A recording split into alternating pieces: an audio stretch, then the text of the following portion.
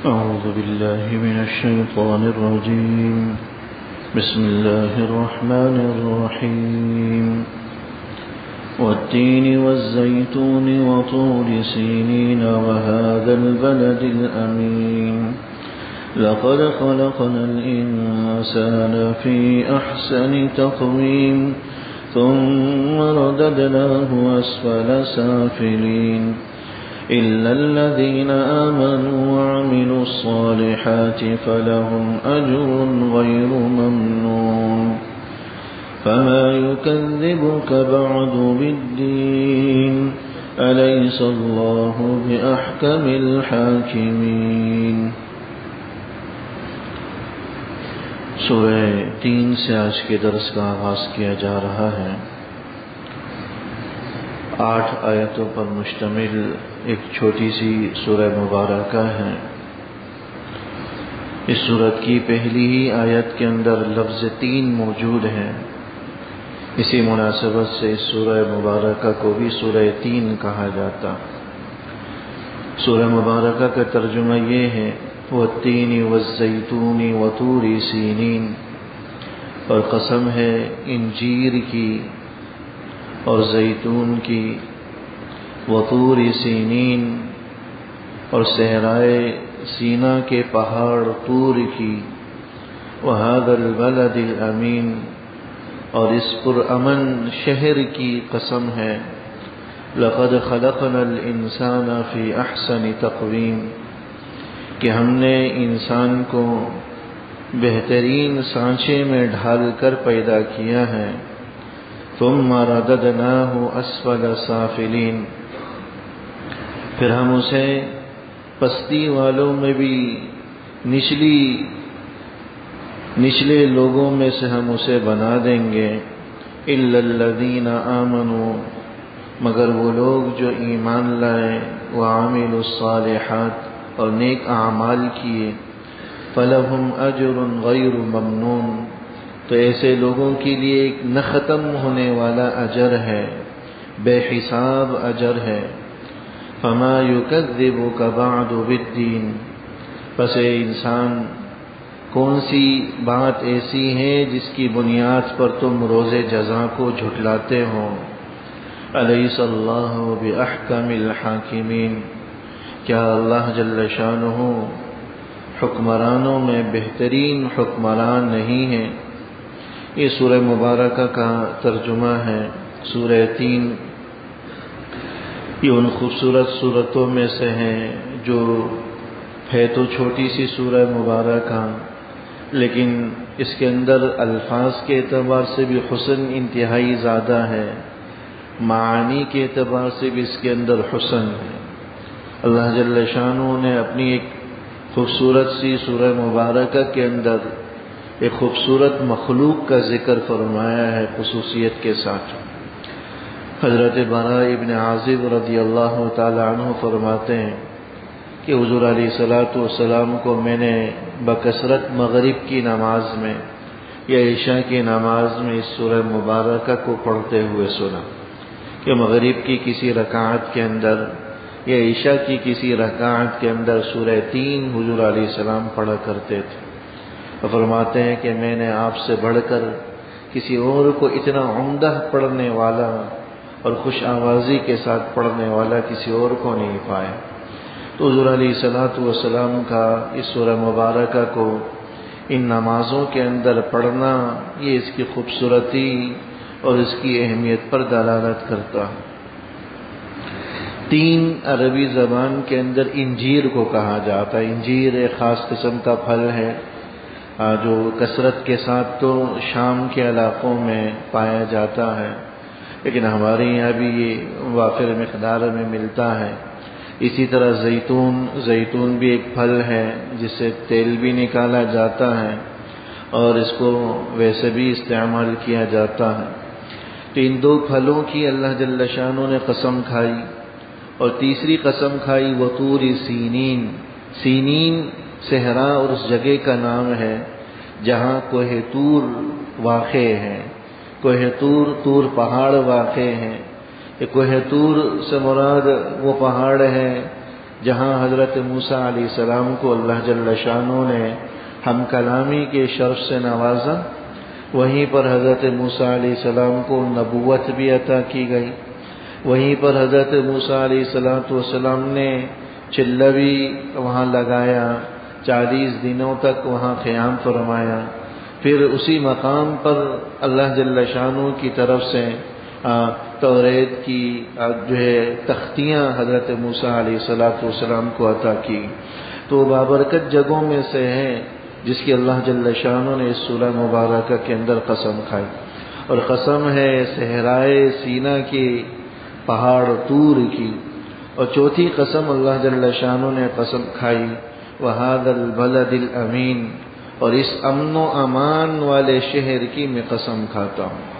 یہ 4 قسمیں اللہ جل شانہ نے کھائی ہیں، اور یہ چاروں کی چاروں چیزیں اپنی جگہ بڑی برکتوں والی، بڑی منفعتوں والی۔ انجیر ایک ایسا پھل ہے، اور اسی طرح زیتون ایک ایسا پھل ہے جو طبی لحاظ سے بھی بڑے فائدے رکھتا ہے۔ انجیر کے بارے میں ماہرین اور اطباء کی رائے متفقہ طور پر یہ ہے کہ انسان کی صحت کے لیے مفید، انسان کے ہاضمے کے لیے مفید، انسان کی جسمانی اعصابی قوت کے لیے مفید، بلکہ پھلوں میں بھی بڑا عجیب پھل ہے کہ اس کے اندر نہ چھلکا ہوتا ہے نہ گٹھلی ہوتی ہے، اور اس کا درخت بھی بڑا عجیب ہے کہ اس کے درخت میں بھی نہ کانٹے ہوتے ہیں، نہ ہی درخت بہت اونچا ہوتا ہے کہ انسان کے لیے اس سے پھل اتارنا مشکل۔ کچھ پھلوں کے درخت بڑے بڑے اونچے اونچے ہوتے ہیں کہ انسان کو اس کو چڑھ کر مشقتوں کے ساتھ اتارنا پڑتا ہے۔ اس کا درخت بھی اونچا نہیں ہوتا، قد انسانی پر ہی ہوتا ہے کہ آرام سے انسان اتار لے، نہ کانٹے ہوتے ہیں کہ زخمی ہونے کا ڈر ہو، نہ پھل کے اندر بیج ہوتے ہیں کہ جس کو نکال کر گٹھلیاں ہوتی ہیں کہ جس کو نکال کر پھینکنا پڑے، نہیں اس کے اندر چھلکے ہیں جس کو اتارنا پڑے۔ تو ہر لحاظ سے فائدہ مند ہے، منافع اور برکات سے بھرپور ہے۔ یہی حال زیتون کا، زیتون کے تیل کا، بلکہ اس کا ذکر تو احادیث کے اندر بھی ترغیب کے ساتھ آیا۔ حضور علیہ السلام فرمایا کرتے تھے کہ تم زیتون کھایا کرو، اس کا تیل استعمال کیا کرو، کہ یہ بڑی برکتوں والا پھل ہے، یہ اس کا درخت بھی بڑی برکتوں والا۔ تو صحت کے لیے فائدہ مند اپنی جگہ، لیکن اللہ جل شانہ نے جس کے اندر منفعت اور برکتیں رکھی ہیں وہ بھی اپنی جگہ ہے۔ تو انہی منافع اور برکات کو دیکھتے ہوئے قرآن کریم نے بھی اللہ جل شانہ نے سورہ اسراء کے اندر سبحان الذی اسری بعبدہ لیلا من المسجد الحرام الى المسجد الاقصى الذی بارکنا حولہ، کہ جب مسجد حرام سے ہم راتوں رات حضور کو مسجد اقصی لے کر گئے، یہ مسجد اقصی وہ جگہ ہے الذی بارکنا حولہ، قرآن کہتا ہے کہ ہم نے اس کے ارد گرد بڑی برکتیں رکھی، اور برکتوں سے مفسرین فرماتے ہیں کہ یہ زیتون کا پھل ہے، زیتون کے درخت، یہ فلسطین کے اندر مسجد اقصی کے ارد گرد بڑی کثرت کے ساتھ، بلکہ دنیا میں کہا جائے کہ سب سے زیادہ وافر مقدار میں وہیں پر پایا جاتا ہے۔ تو برکتوں والی اس کے ارد گرد ہم نے بڑی برکتیں رکھی ہیں۔ اس سے مراد یہ پھل ہے، اور 3 انجیر کا پھل یہ صحرائے سینا کے اندر پایا جاتا ہے کثرت کے ساتھ، جہاں حضرت موسیٰ علیہ السلام کو اللہ جل شانہ نے ہم کلامی کے شرف سے نوازا۔ تو یہ پھل دونوں متبرک مقامات میں بھی ہیں اور اپنی ذات میں بھی بڑی منفعتوں والے، بڑی برکتوں والے۔ طور سینا ہے، یہ بڑی برکتوں والا پہاڑ جس کے اوپر اللہ جل شانہ نے اپنی رؤیت کی، اپنی تجلی وہاں ڈالی، جس کو حضرت موسیٰ علیہ السلام برداشت نہ کر سکے، اور پہاڑی ہلنے لگی، ریزہ ریزہ ہو گئی۔ اس کا بھی ذکر قرآن کریم میں ہے، وَهَذَا الْبَلَدِ الْأَمِينَ۔ اور چوتھے نمبر پر جس کی قسم کھائی وہ شہر مکہ ہے، امن و امان والا شہر۔ یہ حضرت ابراہیم علیہ السلام کی اسی دعا کی طرف اشارہ ہے کہ رب اجعل هذا البلد آمنا۔ حضرت ابراہیم علیہ السلام نے جب اپنی اہلیہ حضرت ہاجرہ اور حضرت اسماعیل کو اس بے آب و گیا صحرا میں چھوڑا تھا، تو جہاں اور دعائیں اس مقام کے لیے کی تھی، وہیں ایک دعا یہ بھی تھی کہ رب اجعل ھذا البلد آمنا، اے اللہ اس شہر کو امن و امان والی جگہ بنا۔ اور اس کا امن و امان کا حکم شریعت نے بھی اتنی اہمیت کے ساتھ دیا کہ وہاں شکار کرنا بھی جائز نہیں ہے، وہاں کسی مجرم کو سزا دینا بھی جائز نہیں ہے، یہاں تک کہ کسی قاتل کو قصاصاً قتل کرنا بھی منع ہے۔ بلکہ بعض کتابوں میں لکھا ہے کہ کوئی جنگلی درندہ، شیر، چیتا وغیرہ اگر کسی ہرن کے پیچھے بھاگتا بھاگتا یہاں تک پہنچتا اور دیکھتا کہ ہرن اب حدود حرم میں داخل ہو گیا ہے، تو وہ درندہ اپنا شکار چھوڑ کر واپس لوٹ جاتا تھا۔ اتنا امن و امان والا اللہ جل شانہ نے اس کو بنا۔ تو وہاں البلد الامین، میں اس بلد امین امن و امان والی شہر کی قسم کھاتا ہوں۔ یہ چار قسمیں کھائیں، وہ چاروں اپنی اپنی جگہ بڑی برکتوں والی۔ یہاں یہ بات ذہن میں رکھ لیجئے کہ کسی مقام یا کسی چیز یا کسی پھل کے اندر اپنی ذات میں کوئی منفعت نہیں ہے، کوئی برکت نہیں ہے۔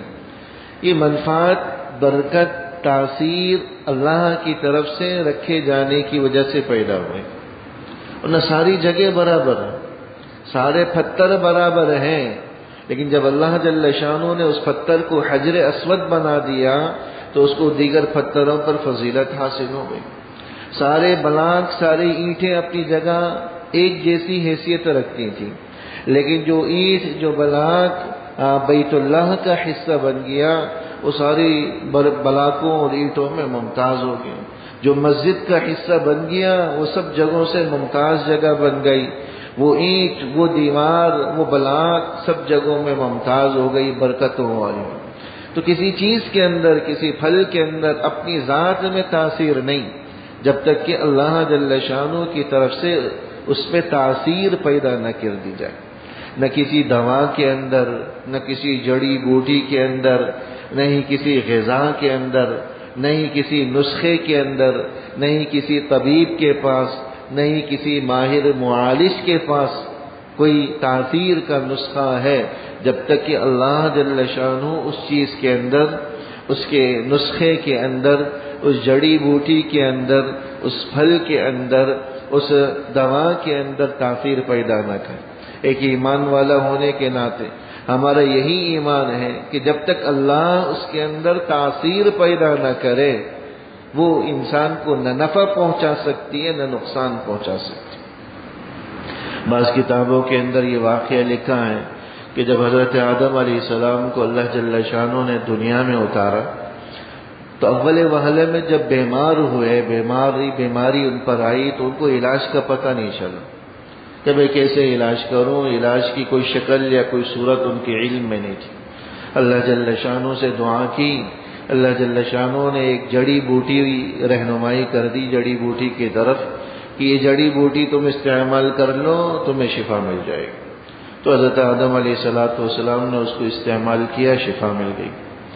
کچھ عرصے کے بعد دوبارہ بیمار ہو، اب انہوں نے یہ سوچا کہ اللہ جل شانہ نے تو مجھے جڑی بوٹی بتا دی ہے، علاج بتلا دیا، لہذا میں وہ استعمال کر لیتا ہوں، مجھے دوبارہ صحت مل جائے گی۔ اب انہوں نے وہ جڑی بوٹی استعمال کی، لیکن کوئی فائدہ نہیں ہوا، بیماری جو کی تو بار بار استعمال کی، کوئی شفا نہیں ملی۔ پھر اللہ جل شانہ سے دعا کی، اے اللہ پچھلی دفعہ تو اس جڑی بوٹی کے کھانے سے شفا ملی تھی، آپ نے بتلایا تھا، لیکن اب میں کھا رہا ہوں تو شفا نہیں مل رہی۔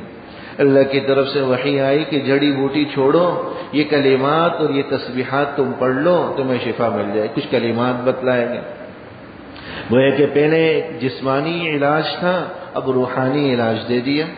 تو حضرت آدم علیہ السلام نے وہ کلمات پڑھے، دم کیا، شفا مل گئی۔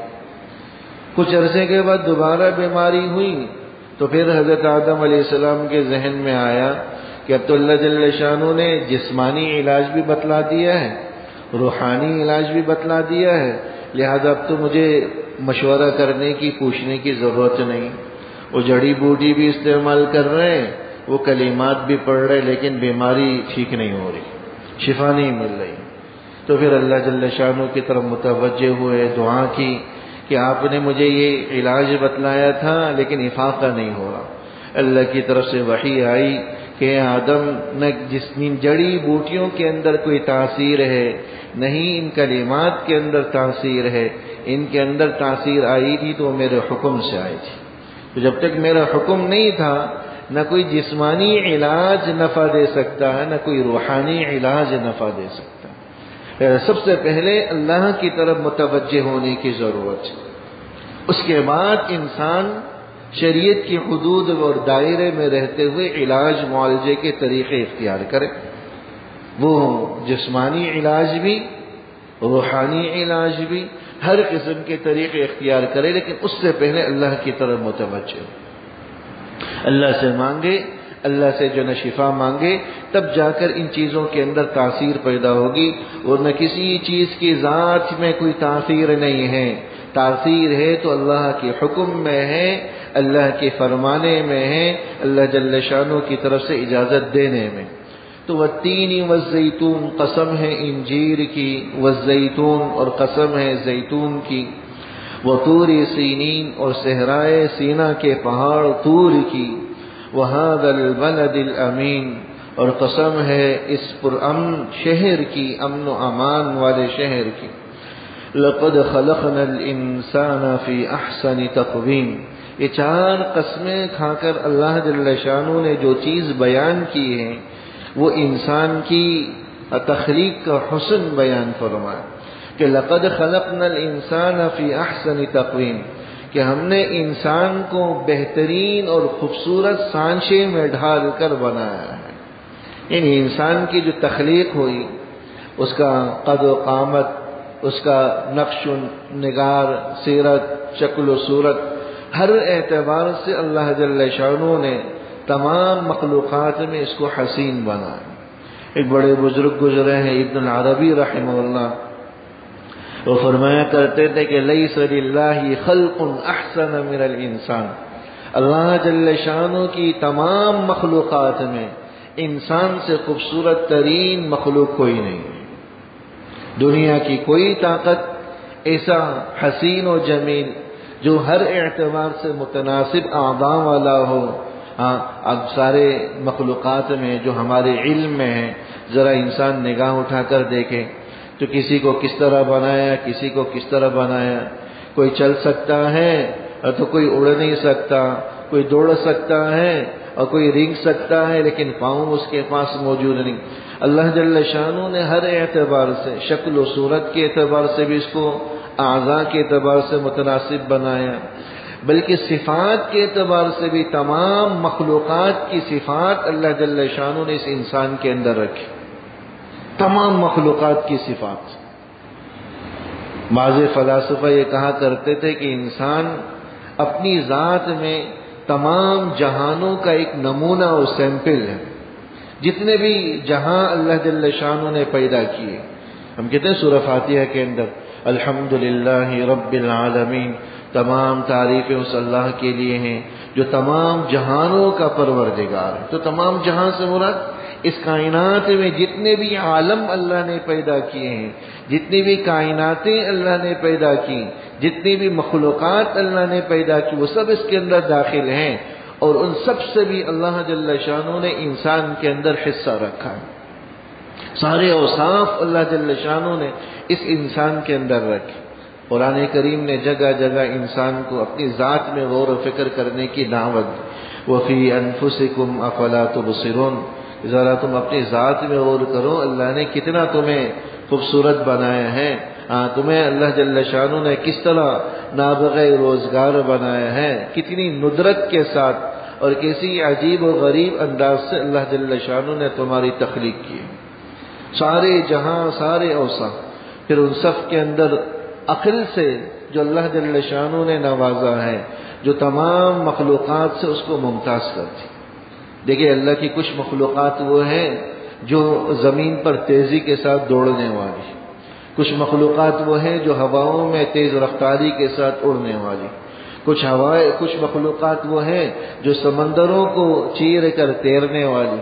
اللہ نے سب کے اوصاف انسان کے اندر رکھے، یا انسان کو فراہم کر دیے جو اس نے اپنی عقل سے حاصل کی۔ ایسی سواریاں بنا دی انسان نے اپنی عقل سے جو دوڑنے والے مخلوقات سے بھی تیز دوڑنے والی ہیں۔ ایسی سواریاں بنا دی جو ہواؤں میں اڑنے والی مخلوقات سے بھی تیز اڑنے والی ہیں۔ ایسی سواریاں، ایسے جہاز بنا دیے جو سمندر میں تیرنے والی مخلوقات سے بھی تیزی کے ساتھ تیرنے والے جہاز بنا دیے۔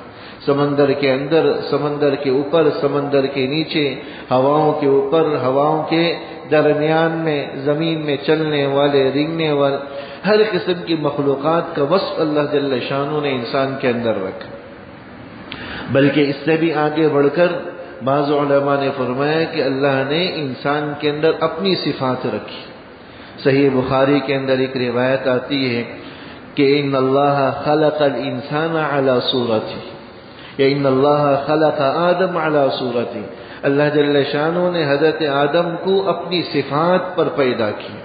صورت سے مراد صورت ہے، لیکن علماء اس سے مراد صفات لیتے ہیں کہ اللہ نے اپنی صفات پر حضرت آدم علیہ السلام کی تخلیق کی، اور حضرت آدم علیہ السلام کے توسط سے ساری مخلوقات جو ان ساری اولاد آدم کے اندر وہ صفات ہیں۔ اللہ کی صفات ہیں عالم ہونا، قادر ہونا، سمیع ہونا، بصیر ہونا، مدبر ہونا، حکیم ہونا، یہ ساری صفات اللہ نے انسان کے اندر رکھی۔ وہ عالم ہے، قادر ہے، سمیع ہے، بصیر ہے، مدبر ہے، حکیم ہے۔ کون سا وصف ہے جو اللہ جل شانہ نے انسان کے اندر نہ رکھا؟ ہاں وہ ایک حد تک ہے، اس جیسے نہیں ہے جو اللہ کو حاصل ہیں، لیکن ایک حد تک یہ سارے اوصاف، یہ سارے کمالات اللہ جل شانہ نے انسان کے اندر رکھا۔ بہت سے انسان یہ کہتے ہیں کہ بھائی ہم فرشتے بن جاتے تو شاید یہ گناہ ہم سے نہ ہوتے۔ اللہ جل شانہ نے فرشتوں سے بھی افضل بنایا ہے۔ یہ امت کا عقیدہ ہے کہ جو انبیاء کرام علیہ السلام ہے یہ تو ہر قسم کے فرشتوں سے افضل ہیں، کیونکہ فرشتوں میں بھی کچھ فرشتے وہ ہیں جو خاص فرشتے ہیں۔ مقرب فرشتے 4 ہیں، حضرت جبرائیل، حضرت میکائیل، حضرت اسرافیل اور حضرت عزرائیل۔ تو تمام انبیاء تمام فرشتوں سے افضل ہیں۔ البتہ یہ 4 فرشتے عام انسانوں سے افضل ہیں، اور عام انسان تمام فرشتوں سے افضل ہیں۔ ان 4 کے علاوہ تمام فرشتوں سے افضل ہیں۔ تو اللہ جل شانہ نے فضیلت اور فوقیت بھی اس کے اندر رکھی، ساری صفات اور کمالات بھی اس کے اندر رکھی۔ اس اعتبار سے انسان کے بارے میں فرمایا کہ لقد خلقنا الانسان فی احسن تقویم، کہ ہم نے انسان کو ایک بہترین سانچے میں ڈھال کر پیدا کی۔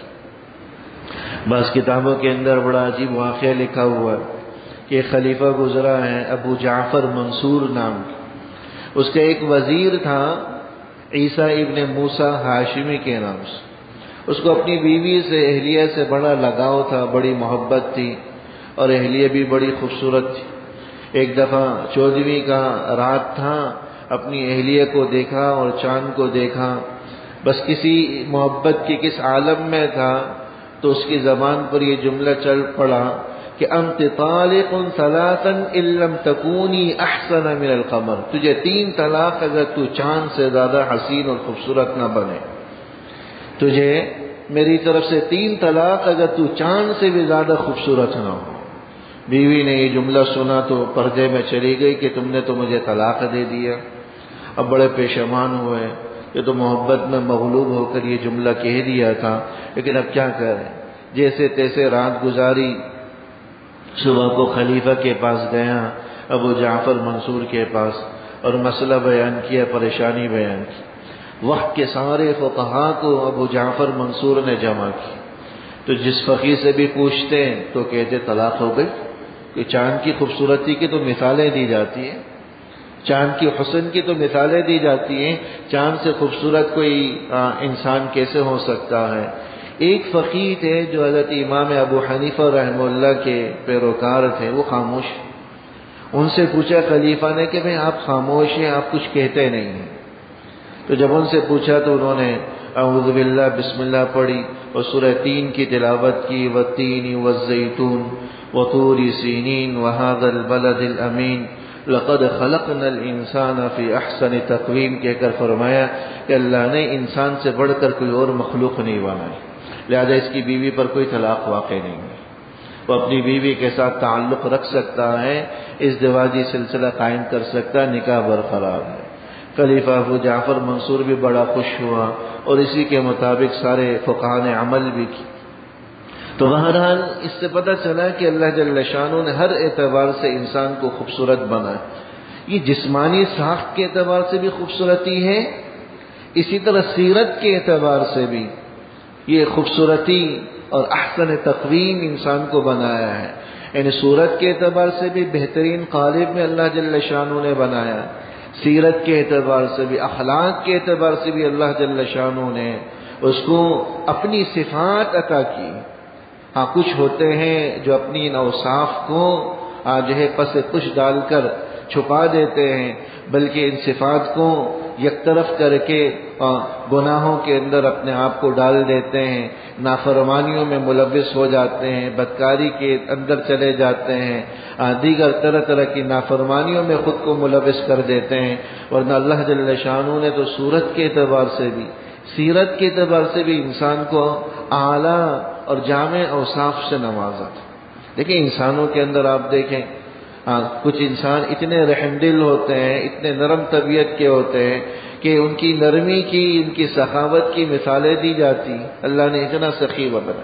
لیکن یہی انسان جب اپنی احسن تقویم ہونے کی ناقدری کرتا ہے تو یہی ظالم جابر بن جاتا ہے۔ ایک طرف سخاوت میں اس کی مثالیں، رحم دلی میں اس کی مثالیں، اچھائی میں اس کی مثالیں، اخلاق کے اندر اس کی مثالیں، لیکن وہی مثالیں اگر وہ ان اوصاف کو اپنے اندر اجاگر نہیں کرتا تو پھر وہ ظلم کے اندر، درندگی کے اندر، حیوانیت کے اندر اور دیگر گناہوں کے اندر بھی اپنے آپ کو ممتاز کر لیتا۔ اسی چیز کو قرآن کریم نے بیان کیا کہ اولئک کالانعام بل هم اضل، کہ انسان تو جو ان صفات سے عاری ہوں یہ تو چوپائے ہیں، بلکہ چوپاؤں سے بھی بدتر۔ تو جن اعلیٰ اوصاف پر اللہ جل شانہ نے اس انسان کو پیدا کیا تھا، اگر یہ انسان اپنی قدر نہ کرے، اپنا احسن تقویم ہونا، بہترین مخلوق ہونے پر عمل نہ کرے تو پھر یہ جانور بن جاتا ہے، بلکہ جانوروں سے بھی بدتر بن جاتا ہے۔ دیکھیں ہمارے ملک کے اندر جس کو اللہ حکمرانی کے وصف سے نوازتا ہے، حکمران بنا دیا، اب اگر وہ حکمرانی اپنے اوصاف کے مطابق نہ کرے، رحم دلی کی عنصر کے ساتھ نہ کرے تو وہی حکمران کرپٹ بن جاتے ہیں، ملک کی دولت کو اپنی عیاشیوں کا ذریعہ بنا دیتے ہیں۔ وہ انجینئر جس کو مکانات، روڈ، پل بنانے پر مقرر کیا گیا تھا، وہ اپنے اخلاقی اقدار کو کھوتا ہے تو اس میں ملاوٹ کر دیتا ہے، گھٹیا مٹیریل استعمال کرتا ہے۔ وہ صنعت کار، وہ تاجر جو اپنی اخلاقی اوصاف کو کھو دیتا ہے تو وہ صنعتوں اور چیزوں کے اندر ملاوٹ کرتا ہے، ناپ تول میں ڈنڈی مارتا ہے، گھٹیا اور عیبدار چیز کو فروخت کرتا ہے، ذخیرہ اندوزی کرتا ہے۔ جب اپنے اخلاقی اقدار کو کھوتا ہے تو پھر وہ درندہ بن جاتا ہے، بلکہ جانوروں سے بھی بدتر بن جاتا ہے۔ تو اللہ جل شانہ نے اس کو سیرت کے اعتبار سے بھی اپنی صفات اور اوصاف سے نوازا تھا، لیکن جب یہ اوصاف کی قدر نہیں کرتا تو اللہ نے اس کے بارے میں فرمایا ثم رددناہ اسفل سافلین، پھر ہم اس کو پستی والوں میں بھی نچلی پستی کے اندر کر دیتے ہیں، نچلے درجے کے اندر کر دیتے ہیں۔ بعض علماء نے فرمایا کہ احسن تقویم کہ اللہ جل شانہ نے اس کو بہترین سانچے میں پیدا کیا، اس سے مراد انجام ہے، عاقبت۔ تمام مخلوقات کا انجام ایک طرف، انسان کا انجام اور عاقبت کیا ہوگا؟ اگر اس نے اپنی اخلاقی اقدار کے مطابق زندگی گزاری ہوگی تو کل قیامت کی نعمتوں، نہ ختم ہونے والی نعمتوں کا وہ حقدار ہو۔ لیکن وہ اگر اپنی اخلاقی اقدار کو کھو دے، اپنا احسن تقویم ہونے کی قدر نہ کرے، گناہوں والی زندگی گزارے تو وہ دنیا میں بھی رسوا ہو جاتا ہے اور آخرت میں بھی نہ ختم ہونے والی سزائیں اس کی منتظر ہوتی۔ ثم رددناہ اسفل سافلین، پھر ہم اس کو پستی کی طرف لے جائیں گے، وہ بھی پستی میں بھی نچلی پستی کی طرف۔ اس کا کیا مطلب ہے؟ علماء نے اس کا ایک مطلب تو یہ بیان کیا کہ دنیا کے اعتبار سے حکم دیا جا رہا ہے کہ جو آدمی اپنی جوانی کی زندگی ایمان کے ساتھ، اعمال صالحہ کے ساتھ گزارتا ہے تو اللہ جل شانہ اس کو بڑھاپے کے اندر بھی بہترین حالت میں رکھتے ہیں، بہترین کیفیت کے ساتھ رکھتے ہیں۔ اس کی نہ عقل میں کوئی فتور واقع ہوتا ہے اور نہیں اس کی حیت کے اندر، نہیں اس کی شکل و صورت کے اندر کوئی فتور واقع ہوتا ہے، بلکہ جس طرح جوانی کے اندر لوگوں کی دلوں میں اس کی قدر تھی، بڑھاپے میں اللہ اس کی قدر و منزلت لوگوں کے دلوں میں مزید بڑھا دیتے۔ آپ تجربہ کر کے دیکھ، کتنے بڑے بڑے علماء، مشائخ ہیں، کتنے بزرگان دین ہیں جن کے ہاتھوں کو چومنا ہم اپنے لیے باعث سعادت سمجھتے۔ کوئی بڑا بزرگ آ جائے ادھر تو مصافحے کے لیے ہم ایک دوسرے سے آگے بڑھنے کی کوشش کرتے، حالانکہ وہ بڑھاپے کے آخری اسٹیج پر ہے۔ ان کی جوتیاں اٹھانا، ان کے ہاتھ کو چومنا، ان کے پاؤں کو چھونا، ان سے مصافحہ کرنا ہمارے لیے سعادت کی بات ہوتی۔ کیوں؟ ان کی جوانی اللہ کی طاعت میں گزری، اللہ کو راضی کرنے میں گزری۔ اللہ جل شانہ نے بڑھاپے کے اندر لوگوں کے دلوں میں اس کی محبت کو ڈال دی۔ اس کے برخلاف جو آدمی اپنی جوانی کو اللہ کی نافرمانی میں گزارتا ہے، طاعات کے برخلاف گزارتا ہے، اس کا بڑھاپا لوگوں کے لیے بوجھ بن جاتا ہے، بلکہ لوگوں تو کیا، اس کی اپنی سگی اولاد کے لیے بوجھ بن جاتا ہے۔ اجنبی اور پرائے تو دور کی بات، اس کا بڑھاپا اپنی سگی اولاد کے لیے، اعزا اقربا کے لیے بوجھ بن جاتا ہے، جان چھڑانے کی کوشش کرتے ہیں۔ اولڈ جو بوڑھوں کے لیے جو گھر بنائے جاتے ہیں، اولڈ ایج ہومز، یہ سب اسی کا نتیجہ ہے کہ جوانی اللہ کی اطاعت میں نہیں گزری، نتیجتاً بڑھاپے کے اندر لوگوں کے دلوں میں اس کی قدر نہیں ہوتی، اور پھر وہ اپنی اس بڑھاپے والی زندگی کو بڑی کسب و پرسی کے ساتھ گزارتے ہیں۔ ایک مطلب تو اس آیت مبارکہ کا یہ ہے کہ بڑھاپا ان کا بڑا تکلیف دہ گزرتا، اور دوسرا مطلب اس کا آخرت کے اعتبار سے بھی ہو سکتا ہے کہ جو آدمی ایمان اور اعمال صالحہ کے مطابق زندگی گزارے، احسن تقویم جو اللہ نے اس کو خوبصورت سانچے میں بنایا تھا اس کے مطابق اگر اپنی زندگی گزارتا ہے تو اللہ جل شانہ کل قیامت کے اندر بھی اس کو بہترین حالت میں رکھے گا۔ لیکن جو اپنی اخلاقی اقدار کی، اللہ کی اس کے اندر ودیت رکھی ہوئی صفات کی قدر نہ کرے تو وہ کل قیامت والے دن دنیا کے اندر بھی لوگوں کے دلوں میں اس کی بے وقعتی ہوتی ہے، اور آخرت میں بھی وہ ذلیل و رسوا ہوگا، نہ ختم ہونے والی سزا اس کی منتظر ہوگی۔ بعض بزرگوں کے واقعات میں آتا ہے کہ ایک دفعہ راستے میں چل رہے تھے، کسی ظالم فاسق شخص نے اپنے کتے کی طرف اشارہ کرتے ہوئے کہا کہ ذرا تم یہ بتاؤ کہ تم افضل ہو کہ یہ میرا کتا افضل ہے؟ تو انہوں نے جواب دیا کہ اگر اللہ میرا خاتمہ ایمان پر کر دے تو میں یقین سے کہہ سکتا ہوں کہ میں اس کتے سے افضل ہوں، لیکن اگر میرا خاتمہ ایمان پر نہیں ہوتا تو یہ کتا مجھ سے افضل ہے، کہ کتا مجھ سے افضل ہے اگر میرا خاتمہ ایمان پر نہیں ہوتا۔ تو فرمایا کہ ثم رددناہ اسفل سافلین، پھر ہم اس کو نچلی اور پستی والوں میں بھی نچلی سطح کے لوگوں تک ہم اس کو منتقل کر دیں گے۔ الا الذین آمنوا، مگر وہ لوگ جو ایمان لائے، وعملوا الصالحات، اور نیک اعمال کیے، تو فلہم اجر غیر ممنون، تو ایسے لوگوں کے لیے نہ ختم ہونے والا اجر، جو ایمان اور اعمال صالحہ کے ساتھ زندگی گزارے، نہ ختم ہونے والا اجر ہے۔ اس میں اشارہ اس بات کی طرف ہے کہ ان کی جوانی میں ہی اللہ ان کی قدر کرتا ہے، اور لوگوں کے دلوں میں بھی اس کی قدر و محبت کو ڈالتا ہے۔ اس کا بڑھاپا بھی لوگوں کی نگاہوں میں قدر و منزلت والا ہوتا ہے، لوگوں کے دلوں میں اللہ اس کی محبت کو ڈال دیتا ہے، اور آخرت کی نہ ختم ہونے والی نعمتیں بھی اس کا منتظر ہوتی۔ بعض روایات کے اندر آیا کہ اگر کوئی آدمی بیمار ہو جاتا ہے اور جوانی میں جو نیک اعمال وہ کیا کرتا تھا بیماری کی وجہ سے نہیں کر پاتا، تو اللہ فرشتے کو حکم دیتا ہے کہ یہ جو صحت والی زندگی میں جو نیک اعمال کرتا تھا اس کا اجر و ثواب اس کے نامہ اعمال میں لکھتے رہو. بیماری کی وجہ سے نخت نہیں کر پا رہا تو اس کو اس اجر سے محروم نہیں کیا جاتا جو وہ صحت والے زمانے میں کیا کرتا تھا. جو اعمال صحت والے زمانے میں کرتا تھا آج بڑھاپے کی وجہ سے نہیں کرتا، اللہ اس کی وجہ سے اس کے اجر کو محروم نہیں کرے. لہذا صحت والی زندگی اللہ نے دی ہے، اس میں بڑھ چڑھ کر اس زندگی کو، اس جوانی کو اللہ کی طاعات میں صرف کریں.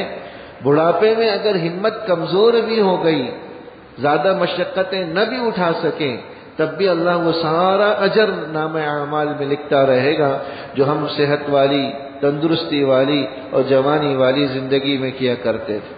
الا الذین آمنوا وعملوا الصالحات، مگر وہ لوگ جو ایمان لائے، نیک اعمال کیے، ان کے لیے ایک نہ ختم ہونے والا اجر ہے.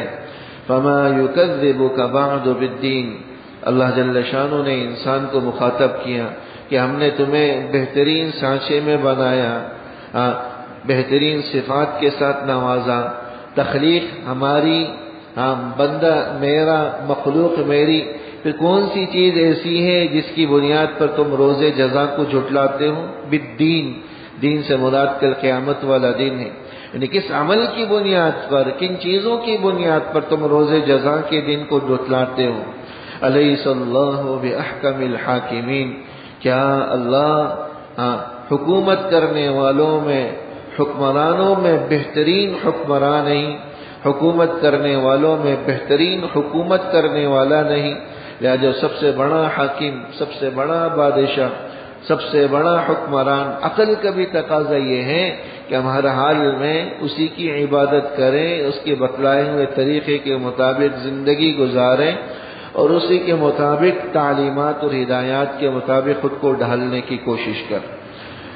حضرت ابو ہریرہ رضی اللہ تعالیٰ عنہ سے منقول ہے کہ جب یہ آخری آیت اس سورت کی پڑھی جاتی تھی تو حضور علیہ الصلوۃ والسلام ترغیب دیتے تھے، الیس اللہ باحکم الحاکمین، جب پڑھو تو یہ کہا کرو کہ وَأَنَا عَلَى ذَلِكَ مِنَ الشَّاهِدِينَ.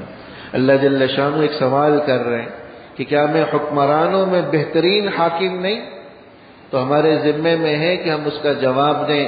ہم اس کے گواہ ہیں کہ آپ حکمرانوں میں سب سے بہترین حاکم، حکومت کرنے والوں میں سب سے بہترین حکومت کرنے والے.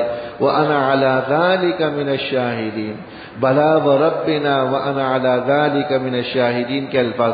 کیوں نہیں اے ہمارے رب، ہم اس بات کے گواہ ہیں کہ آپ حکمرانوں میں بہترین حاکم.